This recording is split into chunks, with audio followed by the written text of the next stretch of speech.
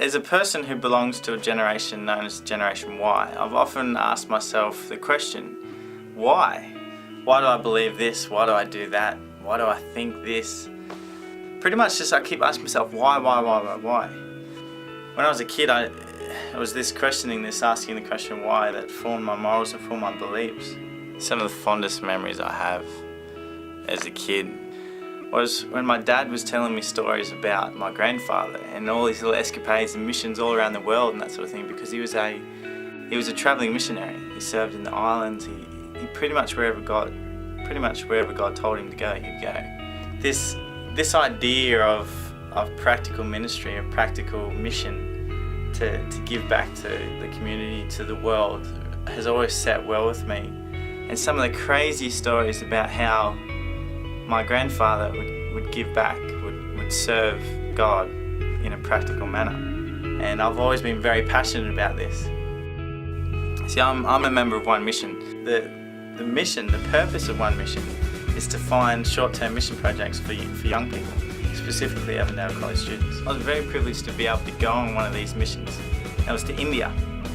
And I'm a teacher. I'm studying PhD teaching at Avondale College. And when there was a call to go on one of these trips for teachers, I was there. I couldn't wait.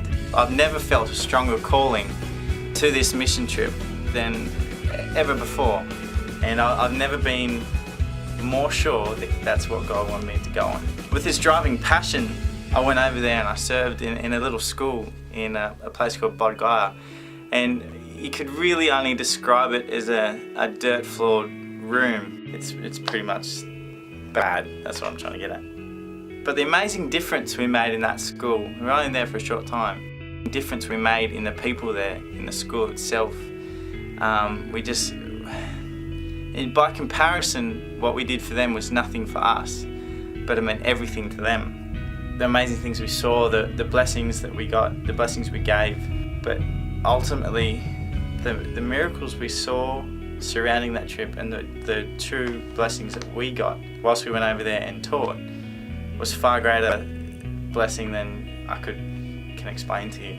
Leading up to the trip, I was short on cash. It was 2 weeks overdue and I needed $1,000 to be paid 2 weeks ago. And I scratched together $500 and I'd approached my church and everything like that, and I still needed more money.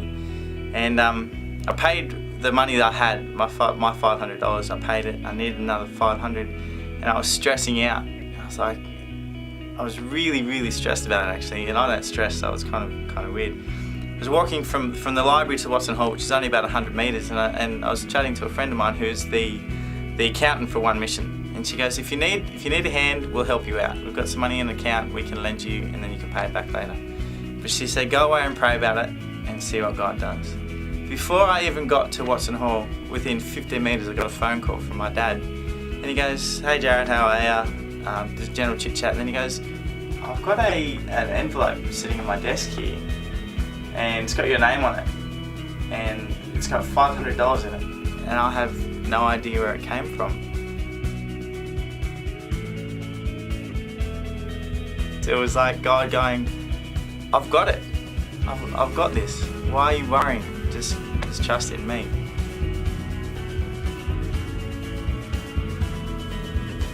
I went out to the Watson boys, I found a few of them, a couple of boys, and this is their story. I'm Joshua Moses, and in 2003 and 2004 I went to Romania.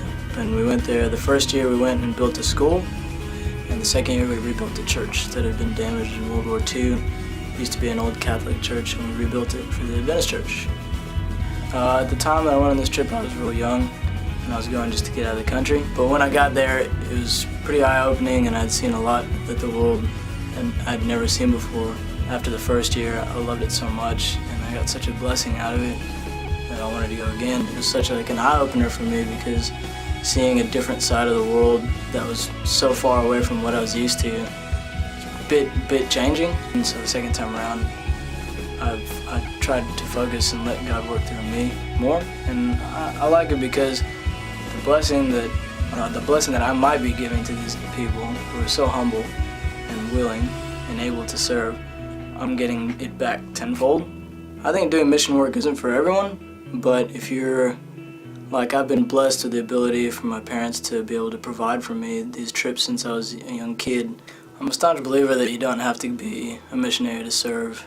Like, there's a lot you can do just around the community, but God gave me the ability and the drive to be adaptable to other countries and that, and I like it. I mean, yeah, it's a core part of my faith. When I went, I wasn't familiar with this verse, but since I've read this verse, it's been a part of my life. James 1:27 talks about the real definition of religion is undefiled service. Undefiled religion is service and giving service to whoever's next to you. There was one time, and it was the second to last day before we left to come home, and in Romania they stress so much to hold on to your passports and hold it tight to your chest all the time, keep it on you all the time under our shirt, and yeah, that was one thing that they stressed even at the airports and everything, that people will steal them. And the second to last day, one of our guys lost his passport, and we didn't work that day. We stayed the whole day looking for it throughout the compound, throughout the Sabbath schools, throughout the church, and we could not find it. And then finally, right before dinner, we just thought, oh, we should pray about this and not leave it up to ourselves. So we got down, knelt, prayed, and literally, like, we got up off our knees. 2 minutes later, the cook comes in and hands the passport to us. And it was pretty cool because it's just like a practical application right there in front of us that, you know, it's not what we were doing. We couldn't find it on our own, and God just put it there. G'day, my name's James Crabtree, and I went to India in the middle of last year with a group of about 12, 13, and we did a rad mission trip over there where we got to teach like pretty much everything to this school that had no idea about how to teach really, and we went over there and taught like nothing else. And as a learning teacher, I had to help teach other people how to teach over there. We taught our brains off, and that was a really bizarre concept, but it was amazing fully nonetheless. Basically the main reason I went on this trip was it's the way to live. I find it's the way for me to fully live as a Christian and be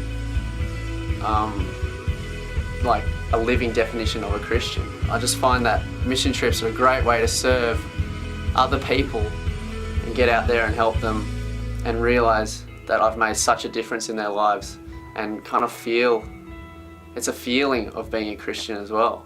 Like, because it's easy to say that you're a Christian, but that feeling of knowing that you're a Christian when you've done something like that, it's so rad.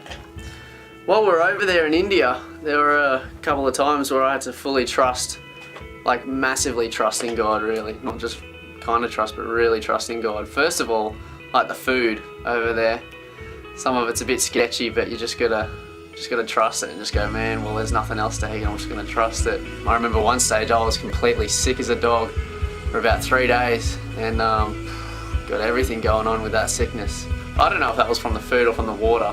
Maybe it was because I opened my mouth in the shower and kind of got that in the little gob there. It was pretty gnarly. Evacuation of all bodily fluids, pretty much. But yeah, with that, I just had to fully give it my trust to God and just say, God, you know, you got to get me better.